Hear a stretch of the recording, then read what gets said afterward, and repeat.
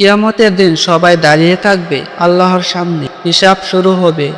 আর আশ্চর্যের বিষয় হলো, সবার আগে যাদের ব্যাপারে ফয়সালা হবে তাদের মধ্যে 3 শ্রেণীর মানুষকে টেনে হিঁচড়ে জাহান্নামে নিক্ষেপ করা হবে।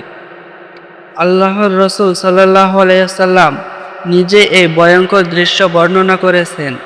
আবু হুরায়রা রাদিয়াল্লাহু তাআলা আনহু বলেন, আমি রাসূলুল্লাহ সাল্লাল্লাহু আলাইহি সাল্লাম বলতে শুনেছি, প্রথমে আনা হবে একজন শহীদকে। আল্লাহ তাকে তার নিয়ামতগুলো স্মরণ করিয়ে দেবেন, আর আল্লাহ পাক জিজ্ঞাসা করবেন, এসব নিয়ামতে তুমি কি আমল করেছ? আপনার পথে জিহাদ করেছি, শহীদ হয়েছি। আল্লাহ পাক বলবেন, তুমি মিথ্যা বলছ, তুমি লড়েছ যাতে লোকেরা তোমাকে সাহসী বলে, আর তাই পৃথিবীতে বলা হয়ে গেছে। তারপর নির্দেশ হবে, তাকে টেনে হিঁচড়ে জাহান্নামে ছুঁড়ে ফেলা হবে। দ্বিতীয় জন আসবে একজন এলেম, যে ইলম শিখেছে এবং অন্যকে শিখিয়েছে, কোরআন তেলাওয়াত করেছে।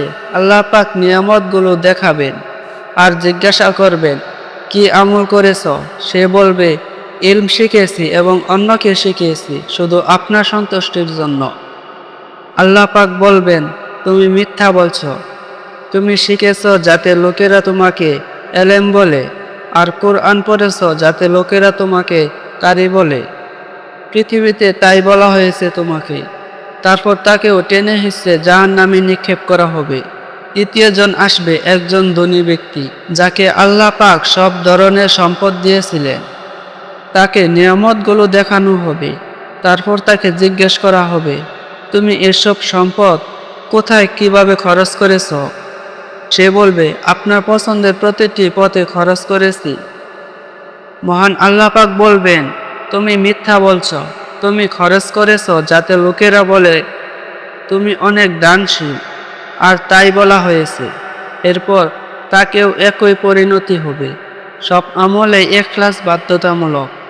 আল্লাহ পাক বলেছেন, তাদেরকে কেবল এই নির্দেশই দেওয়া হয়েছিল যে তারা খাটিয়ে দিলে আল্লাহর ইবাদত করবে।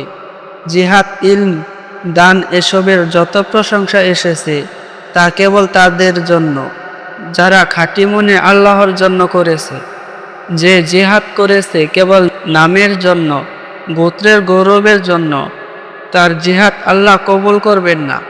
এক ব্যক্তি রাসূলুল্লাহ সাল্লাল্লাহু আলাইহি সাল্লামকে জিজ্ঞাসা করলেন, কেউ লুটের জন্য লড়ে, কেউ নামের জন্য, কেউ দেখানোর জন্য, কিন্তু কে আল্লাহর পথে রয়েছে? হুজুর সাল্লাল্লাহু আলাইহি সাল্লাম বলেন, যে লড়ে যাতে আল্লাহর কালিমা সবচেয়ে উঁচু হয়, সেই আল্লাহর পথে রয়েছে। এই হাদিসে আমাদের মনে করিয়ে দেয়, জিহাদের মর্যাদা কেবল নিয়তের উপর নির্ভর করে। নামের জন্য রক্ত জড়ালেও তা গ্রহণযোগ্য হবে না। দ্বিতীয় শ্রেণী আমাদের সময়ের জন্য বিশেষ সতর্কবার্তা। যারা ইলম পোশাক পরে উঁচু পদে বসে ফতোয়া দেয়, কোরআন পড়ে কিন্তু নিজের জীবনে আমল করে না। আজকাল এমন মানুষের সংখ্যা দুঃখজনকভাবে বেড়েছে। অনেকে দিনের নামে বড় বড় পথে আসেন, কিন্তু তাদের কথা ও কাজের মাঝে আকাশ পাতাল তফাৎ। তারা ইসলামের দুশমনদের সঙ্গে হাত মেলায়, শরীয়তের সঙ্গে খেলা করে, এলেমদের গালি দেয়। যারা দান করে কেবল নামযশের জন্য, তাদের দানও বাতিল। এলেমরা বলেন, আল্লাহর পথে দান গোপন রাখাই উত্তম। রাসূলুল্লাহ সাল্লাল্লাহু আলাইহি সাল্লাম বলেছেন, 7 শ্রেণীর মানুষকে আল্লাহ নিজের আরশের ছায়ায় স্থান দেবেন। তাদের মধ্যে একজন সে, যে এমন গোপনে দান করেছে যে তার বাঁ হাতও জানে না ডান হাত কি খরচ করতেছে। সবচেয়ে উঁচু ইলম, সবচেয়ে বেশি দান কোনোটাই কাজে আসবে না যদি নিয়ত খাঁটি না হয়। আমল কবুলের চাবিকাঠি হলো ইখলাস। আজ আমরা যারা ইলমের দাবি করি, নিজেকে একটু প্রশ্ন করি, আমি কার জন্য করছি? লোকের মুখে প্রশংসা শোনার জন্য নাকি আল্লাহর সন্তুষ্টির জন্য?